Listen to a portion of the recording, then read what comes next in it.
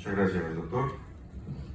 Como le dice el doctor Montequín, yo soy cirujano vascular colombiano, actual presidente de la Asociación Colombiana de Cirugía Vascular, y más que un estudio investigativo, lo que traigo es la rutina de cómo manejamos en Colombia algunas situaciones vasculares frecuentes, como es la úlcera del pie diabético, y estamos iniciando con el manejo de las úlceras venosas. Quiero mostrarles entonces cómo de la foto del lado derecho pasamos a la foto del lado izquierdo. Una paciente con indicación de amputación, ella misma nos pedía que tomáramos una decisión pronta, pues el dolor, el olor que la úlcera generaba y la presión de los ortopedistas era tal que ya la paciente estaba casi convencida que su destino iba a ser amputación.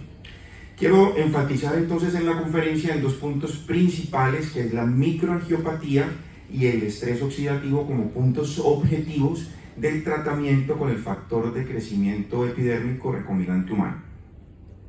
Esta es la foto inicial y lo que hacemos siempre cuando tenemos claro que se trata de una úlcera por aterosclerosis. Recuerden que entre las principales causas o factores de riesgo relacionados a tener aterosclerosis está la diabetes. Entonces es establecer si el paciente es revascularizable. ¿Cómo lo sé? La función cognitiva, la posibilidad de rehabilitarse, el soporte familiar, todo eso nos lleva a la conclusión de si mi paciente es revascularizable.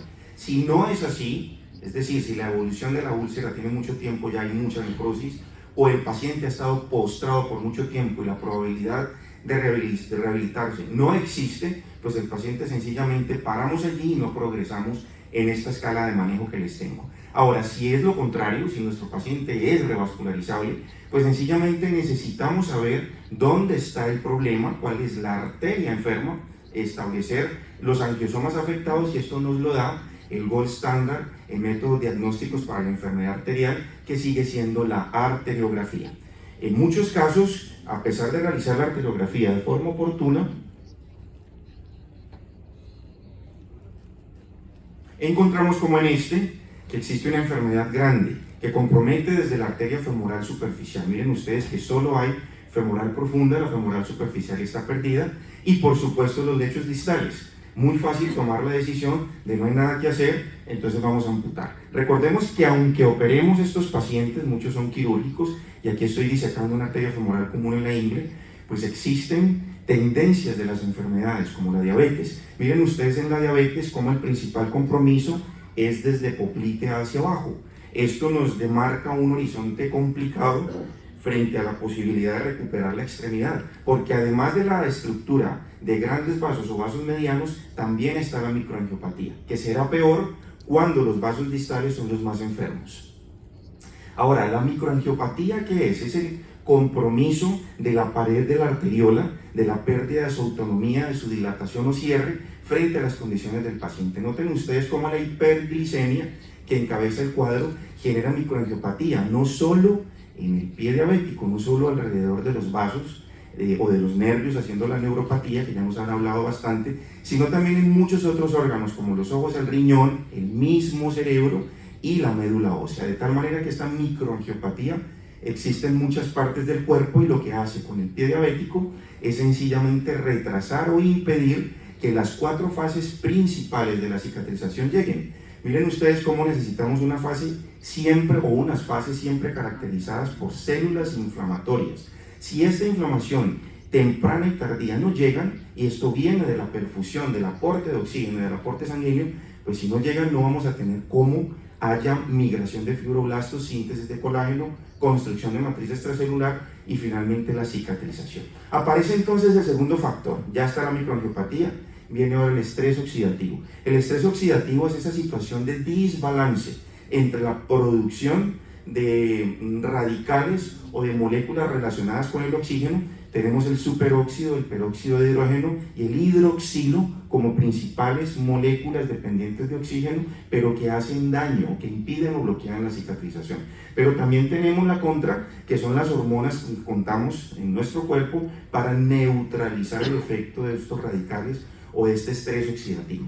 En las úlceras crónicas, en los pacientes diabéticos y algunas venosas, sabemos que este balance se ha perdido.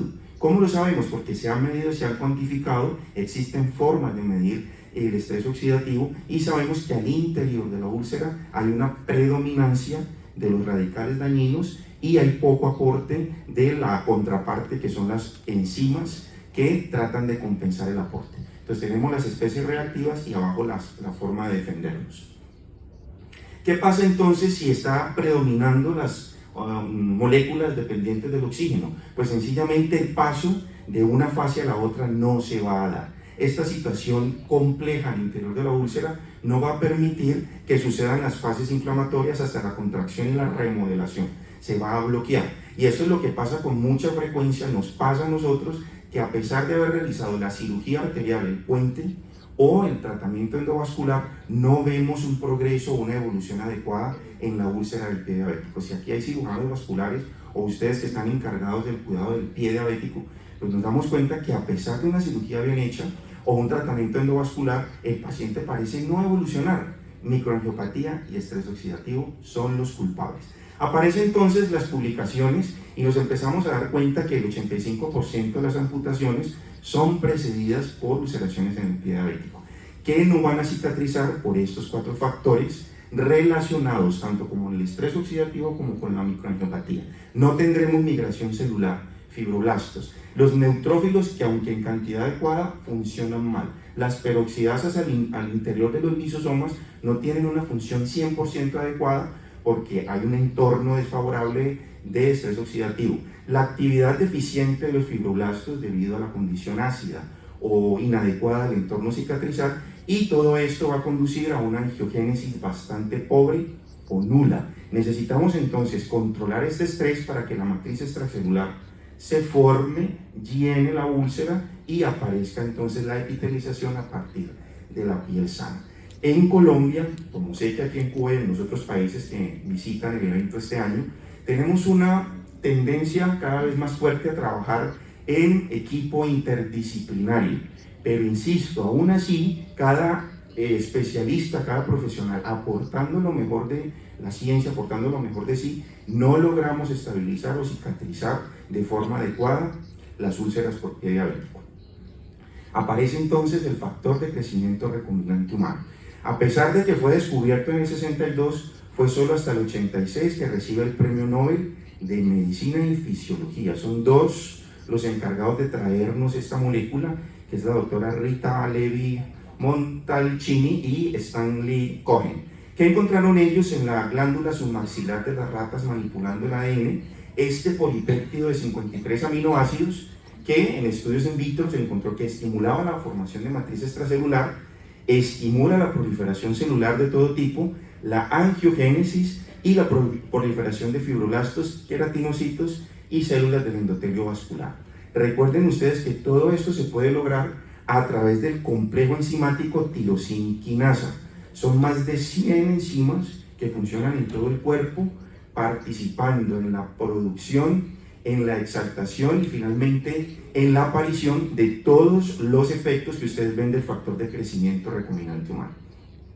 Aparecen más publicaciones donde nos dicen, miren, no solo es por el tema de la tirosina-quinasa, también tenemos control sobre el estrés oxidativo. Y tal vez esta sea la primera publicación en la que estadísticamente nos informa que el factor de crecimiento epidérmico reduce los radicales libres, el pool de radicales libres que les mostré al inicio, lo reduce el factor de crecimiento, y este efecto antioxidante promueve la cicatrización. Entonces tenemos 2 formas de atacar la cicatrización, o de mejorarla más bien. Una es el tema de la tirosina quinasa y el otro es el control del estrés oxidativo. Esta publicación que les digo que es la primera que habla del control del estrés oxidativo nos muestra una reducción del ácido teobarbitúrico, que es como en sangre medimos el estrés oxidativo. ¿Sí? Al 5.º día ya había reducción del estrés oxidativo sistémico y el incremento de esta enzima que es la glutatión peroxidasa, que todos sabemos que actúa beneficiando el control del estrés oxidativo a nivel corporal. Entonces en esta publicación nos dicen, miren, el efecto llegó ya no por tirosina quinasa, sino por reducción del efecto antioxidante al interior de la úlcera. De tal manera que empleando estos 2 principios básicos que nos trae el factor de crecimiento epidérmico recombinante, podemos llegar a estos resultados. Tenemos muchos, pero tal vez este sea uno de los más dicientes para compartir con ustedes. Está el día 0 que les mostré al inicio, ahora viene la primera semana, 4ª, 6ª y 8ª semana. Finalmente, la semana 10ª, nuestra paciente recupera cicatrización e independencia. Es una paciente de 60 años, líder de cabeza de familia, es ella la que trabaja y lleva el dinero a casa. Entonces lo más cruel hubiera sido, al momento inicial de la conferencia, ofrecerle la amputación y postrarla. Todos sabemos que 5 años después de una amputación, el 70% de los pacientes están muertos, han fallecido. Entonces no es justo con una persona funcionalmente capaz, cognitivamente completa, darle este destino. Ahora, cada 2 o 3 días nosotros hacemos el tratamiento intralesional y perilesional de las úlceras con pie diabético. Entonces el paciente nos dice, o los auditores o las personas involucradas, qué pasa entre una aplicación y la otra, cómo garantizamos el cuidado o la permanencia de la úlcera libre de contaminación. Pues entonces lo que hacemos es proteger el lecho ulceroso con un apósito impregnado de polihexamida. Este apósito impregnado se puede poner doble capa, lo he hecho yo, tal vez off-label, pero es muy interesante ver cómo con el paso del tiempo este apósito protector nos da la elasticidad para poder cuidar o para poder lavar la herida cada segundo o tercer día. Acuérdense que el factor recombinante se pone 48 a 72 horas, 2 a 3 veces por semana. Bueno, cerca del fin vamos a tener conferencias también de expositores colombianos donde estamos incursionando, donde ya tal vez hay casuística del tratamiento en úlceras venosas. Y aquí también traigo un poco de la rutina que estamos empleando para el manejo de la úlcera venosa. Así como tenemos una rutina con la úlcera arterial, principalmente diabética, también tenemos una para el manejo de la úlcera venosa y es sencilla, es establecer la etiología. Parece muy claro que se trata de un síndrome postrombótico, pero eventualmente estos pacientes también tienen insuficiencia del sistema superficial.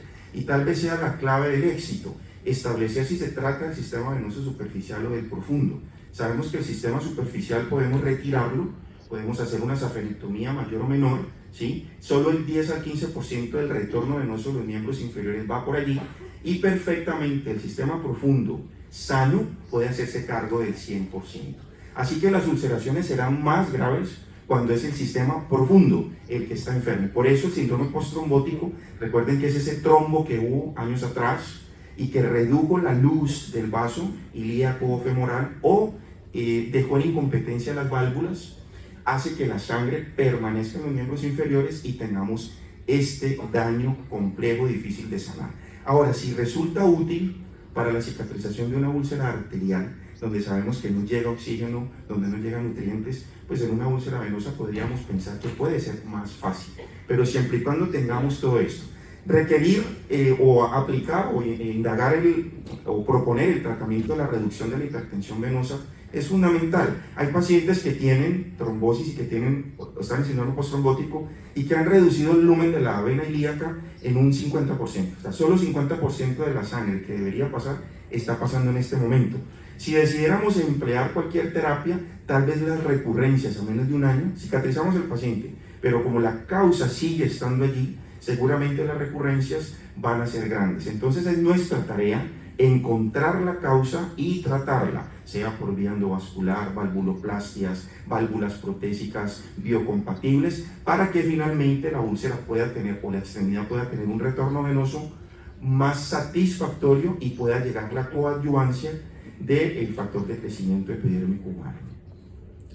Detalles para llevar a casa. Primero que todo, la coadyuvancia con factor de crecimiento epidérmico es una excelente idea tanto para úlceras arteriales, especialmente en el pie diabético, como para úlceras venosas, si nos acogemos a la rutina que les puedo plantear. Segundo, la polihexamida es una estructura apósito primario, eventualmente secundario, que se puede utilizar en el lecho ulcerado para evitar la proliferación del biofilm o la contaminación entre aplicación y aplicación.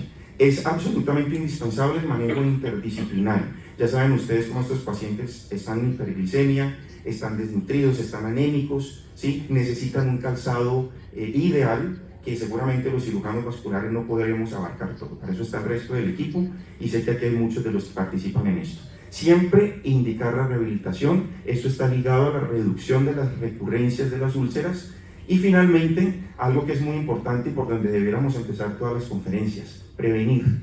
¿Sí? Todas las enfermedades cardiovasculares son de alguna manera prevenibles. Si nuestros pacientes saben su carga genética, saben las consecuencias de la obesidad, del sedentarismo, del apoyo inadecuado, del calzado inadecuado, seguramente en el tiempo tendríamos algo menos de prevalencia de estas úlceras vasculares. Les agradezco mucho su atención y quedo atento a las preguntas que puedan tener.